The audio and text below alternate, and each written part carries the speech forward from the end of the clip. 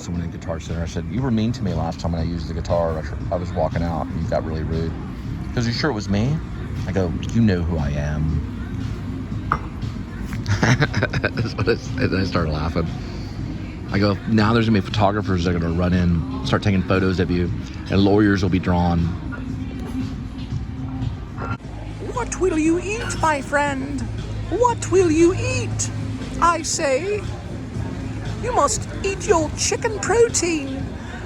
Chicken protein is good for your brain. You know, there are unborn chicken voices in people's heads.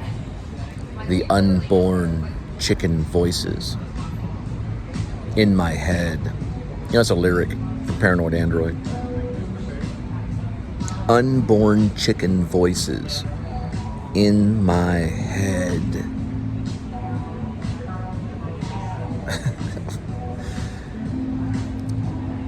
Tom York, let's talk.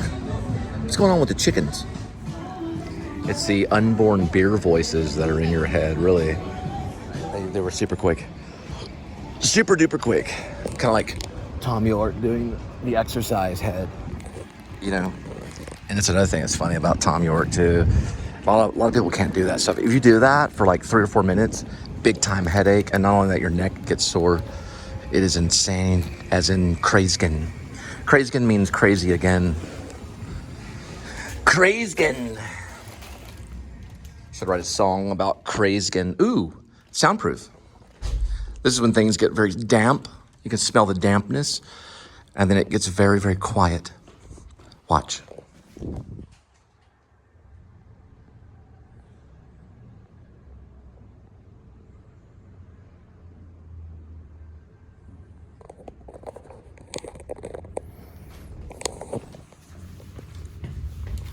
ATL, Blue Goose Cantina, ATL, low benches at Blue Goose Cantina, ATL, low gooses at Blue Cantina, ATL, low park benches at Blue Goose Cantina, yes, Blue Goose Cantina, it'll hit you in the knee. I should sue them for everything, dude. The whole company, Blue Goose Cantina. They hurt my knee. There we go. Unborn chicken voices in my head.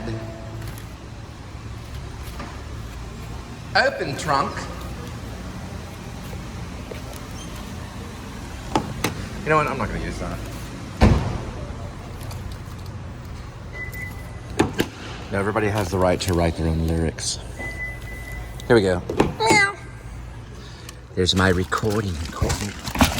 There you go. It smells like chicken.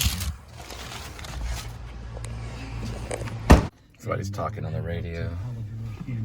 I don't know. I need to listen to Station to Station. I'm going to listen to it. He was crazy when he wrote Station to Station in Los Angeles. Very paranoid.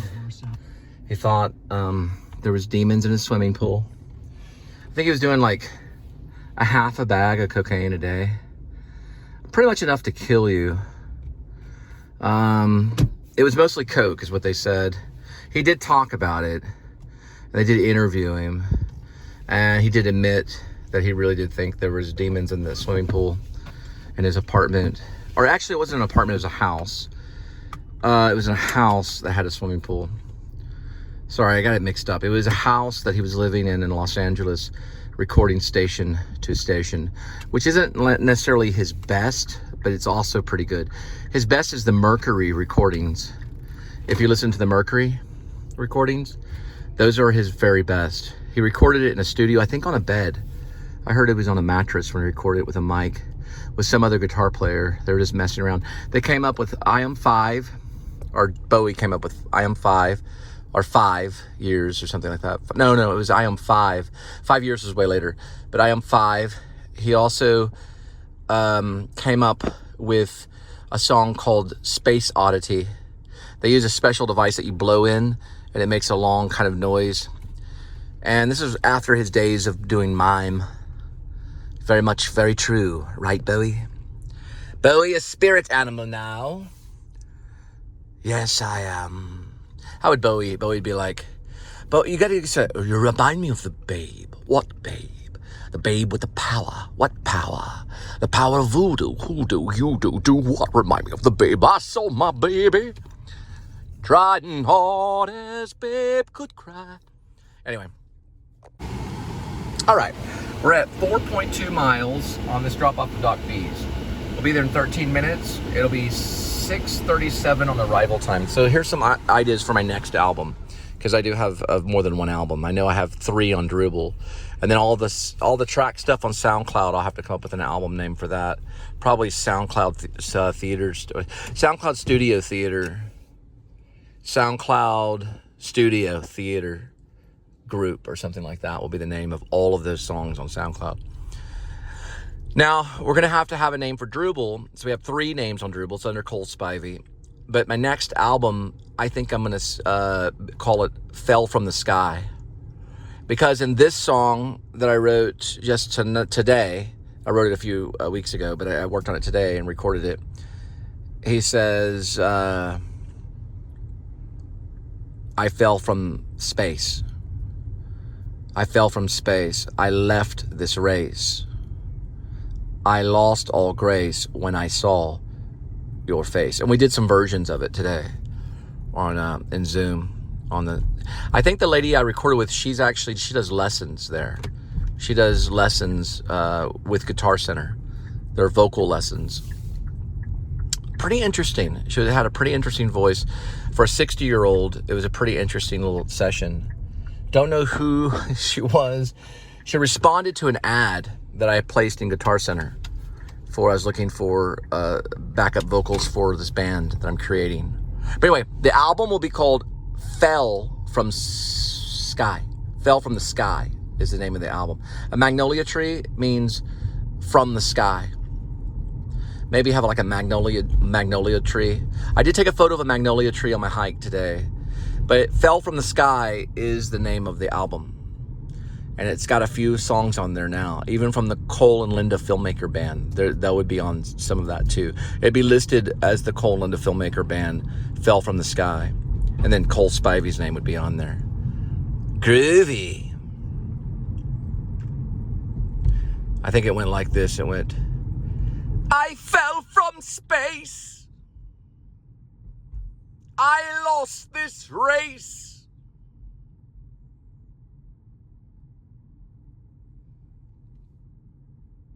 I lost all grace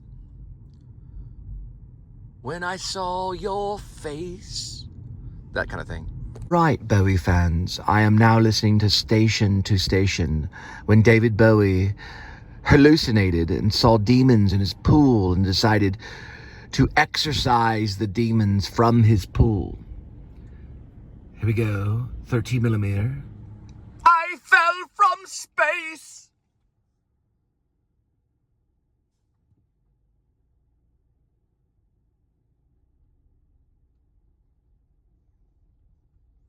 I left this race.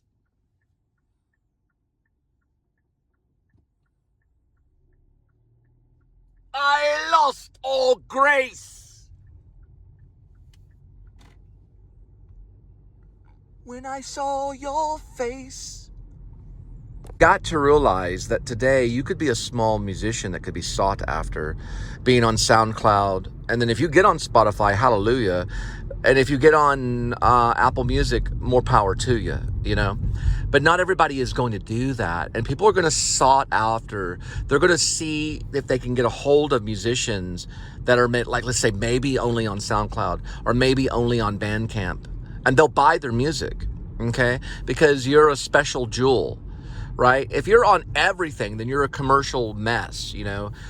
Bowie was that, but Bowie had to contend with really 2 things, okay, when he was a commercial mess, because he was one of the sought-after musicians. He had to deal with the station to station, which is the radio station, okay, being on all the radio stations. He also had to deal with the record stores, and that's pretty much it, other than his live shows. You could access David Bowie back in the day from the radio station, playing the radio, or you could access David Bowie by getting a vinyl record, and then later a tape cassette, and then the CDs. By the time streaming became an option for musicians, which is option for any musicians. Here's a magnolia tree here. It's magnolia. Fell from the sky. I think Faith has this witch quality. Paige. Paige has a witch quality. But regardless, that's a side mammoth thing. But now that streaming is available, anybody can take a song and go, I like this song. They can put it on Spotify for the little bit of money. With $17 a month, they could put it on SoundCloud. I don't suggest it because you're going to have to pay that $17 for the rest of your life. Or you can try for Bandcamp or Drupal. Right now, you can do Bandcamp and Drupal at no charge. So far, that's what I'm using. I'm always going to the streaming devices that don't charge to get it out there. And it can be sought after, all right? So if one song becomes, let's say, I Lost Control becomes a #1 hit, then all those songs will be affected. All those songs become assets. Because I've used SoundCloud. I haven't posted on Spotify, but they could easily, with getting my permission, they could easily put it on Spotify. Do you see what I'm saying? All I need to make it all chain reaction, to make the nuclear bomb just go off in my life financially, is one hit song. And that's it. Everything else will chain react. You can ask a guy named Post Malone about that when he did the White song, which was written by a guy in Dallas. But you can ask Post Malone about that, and he'll tell you that's true. The whole chain reaction, it goes off over one hit, this is very interesting. Off one hit, all my YouTubes would be worth something, which would all become an asset. Does that make sense? Imagine if David Bowie did this. He did a vlog each day, or 5 or 6 vlogs. All of them would be sought after for a very long time. He wouldn't have just been a multi-millionaire. Well, I think he was a billionaire, but he would have been like a multi-billionaire going into maybe even a trillion. Everyone would access the vlogs and watch them all day long. I got to find out where this is. Yeah, Bowie was sought after because of the radio.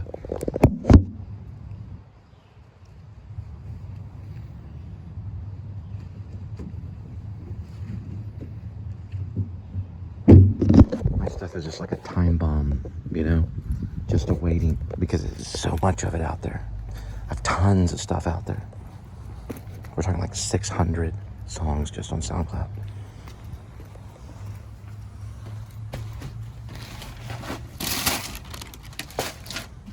Doc Bees, my friend. Doc Bees. Explain something about Bowie, David Bowie. Bob Dylan, Eddie Van Halen, David Lee Roth, the lead singer of Metallica. Okay, Peter Gabriel, Cyndi Lauper, Frank Sinatra. None of them made money like David Bowie. David Bowie made a lot of money. A whole lot of money. He was also connected with Hollywood, like Hollywood movies, which make more than music. He was like a multi-billionaire. He made a crap load of money because of the radio and his popularity, because he created icons, and because his music was a fad. Everyone had a Bowie record. And everybody loves David Bowie. Even Faith, when I talked to her today, she's 60. She's a late boomer. She's like, oh, I love David Bowie. Everybody loves David Bowie, even today. He makes more money than any musician even today. David Bowie makes Elvis look like he was poor. Seriously, David Bowie made more than Elvis, by far, by far. He made more than almost like any musician. The Beatles were poor compared to David Bowie. He made more than the Beatles. That's the magnolia right there. The magnolia tree. The sign says stop. But I don't want to stop the magnolia tree. Why would you want to stop the magnolia tree? Nobody would want to stop that tree. It's beautiful. Look at it right here. Maybe I'll name it Magnolia, but that's already a movie, but I don't care, The song was I Lost Control. It was based kind of on the movie about Ian Curtis. But it was also David Bowie, which David Bowie is mentioned in the movie, in the beginning part of the movie. Ian Curtis looked up to David Bowie. And he was listening to Iggy Pop before he killed himself with it was a hang dryer thing, so you could put your clothes on this wood thing and it would hang dry the clothing and then it would pop up. And he pulled the string and it would pop up to the ceiling. It could hold weight like 400 or 500 pounds of wet clothing. He put the rope around his neck, put it on that, pulled the thing, and it pulled him up, hung him. He was listening to Iggy Pop moments before he killed himself. He cheated on his wife with a model, this model chick. The Rolling Stone chick, I think, also came in to England to record him, and he cheated with her too. So he was kind of a cheat as an adultery, and he couldn't live with it, so he decided kill himself. But he also had children. Ian Curtis had children, yeah. And he was the lead singer of Joy Division, and he had epilepsy. So he'd go into epileptic fits, sometimes on stage. He couldn't live with that either. He had mental problems, but he was also a social worker. Ian Curtis was a social worker for an England governmental office. So he helped people find jobs, and he helped people get their life back together before he became a rock star. Skinny Pete and Friends would be a great for like an album compilation.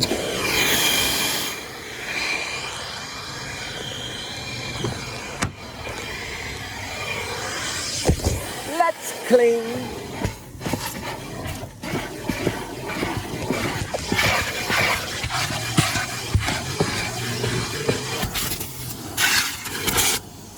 Let's vacuum up from Linda.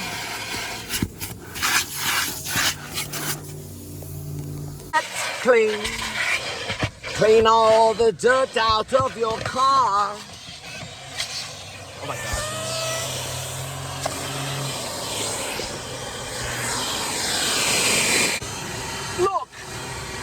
Look at here. I found a letter from Linda. Good thing I found this letter from Linda. Oh no. I almost vacuumed this dime.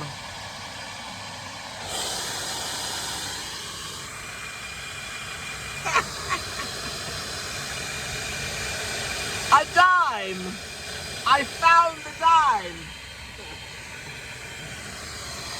Look, it's a Lysistrata play.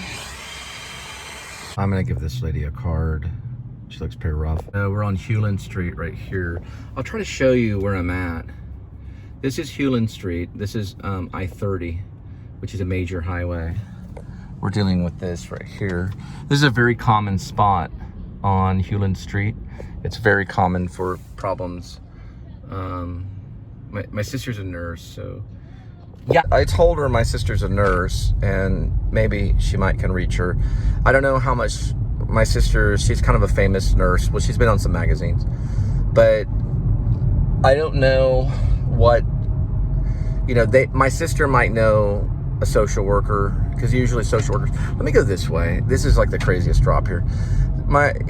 Social workers are probably the ones that can handle that. I don't think the cops can do a whole lot. They don't like the panhandling, but that's just been going on since Rome, That's been going on since the time of Jesus Christ. But I couldn't give her anything right now. I don't have any extra cash on me, but I gave her information because a woman might know another social worker that could at least talk. You start with a conversation like, what's going on? How can we help you? And then maybe they can lead her to the church or lead her to a group of other women that can sit there and try to maybe protect her or at least give her some information. And this could just be for like shelter. It could be for some food. It could be for medical, because they're exposed under this hot sun, and summer's coming. Summer is coming. And summer's not nice. Winter can kill you too here. This is an extreme weather state. Texas is not like California. Texas is not California. Texas is extreme weather. We can freeze to death, or you can die of exhaustion on the street for the heat. And you do need medicine for that. The cold will kill you regardless. But the heat is not good. And I don't know exactly what a cop would do for sure. She's probably, that looks like methamphetamine, a bad case. because of the reaction. I can tell immediately. She could have been a successful person a year ago. She looks pretty messed up. And I know my sister probably knows a group that could approach. Church would be good. I don't know why church doesn't go out and do stuff like that. So I at least gave her information where I can contact other people and they can form a group to at least educate and say, well, let's talk about this, you know, what's going on, you know, because a lot of people don't even really talk to them. They just hand them money, which keeps them there. And we need, like I said, I think the government should get involved and give them a sign where they could advertise other businesses and then it becomes a business.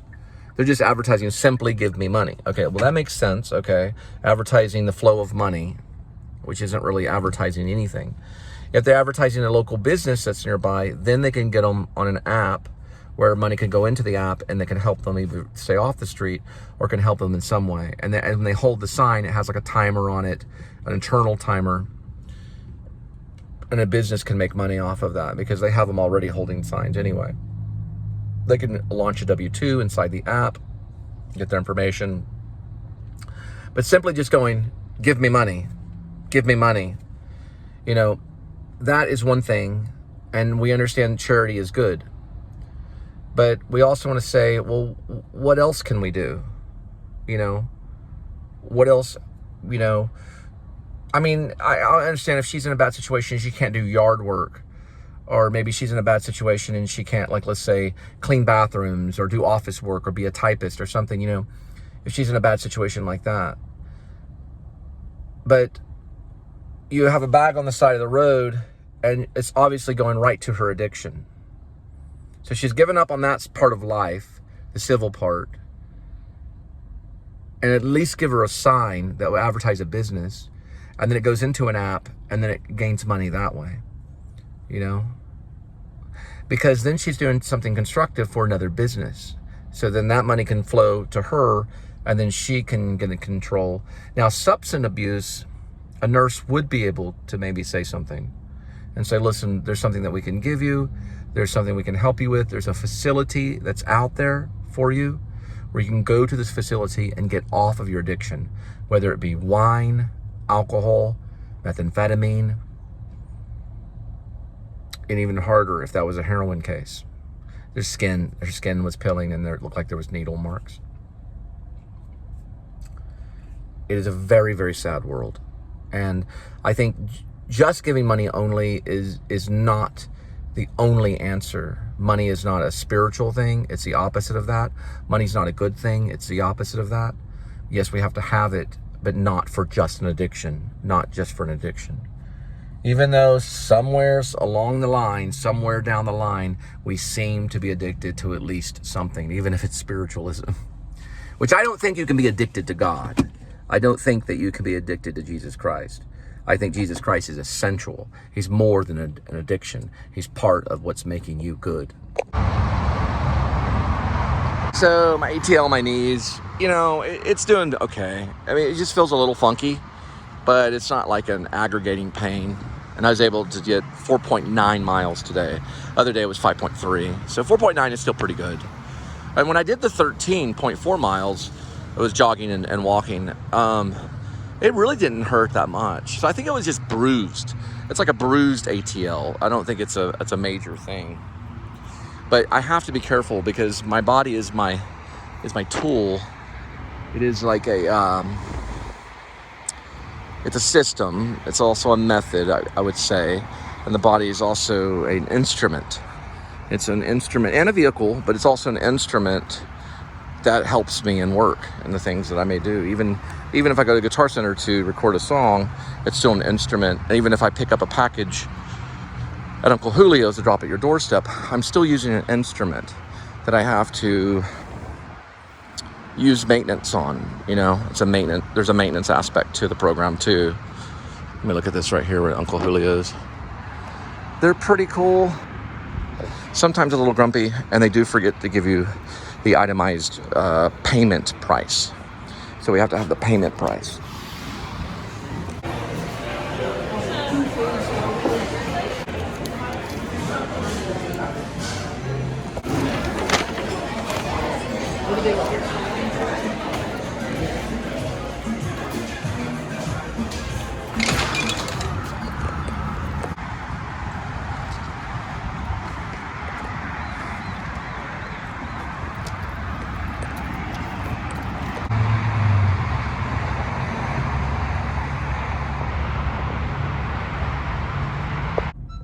Okay, these people on the Runner app, don't send me your license.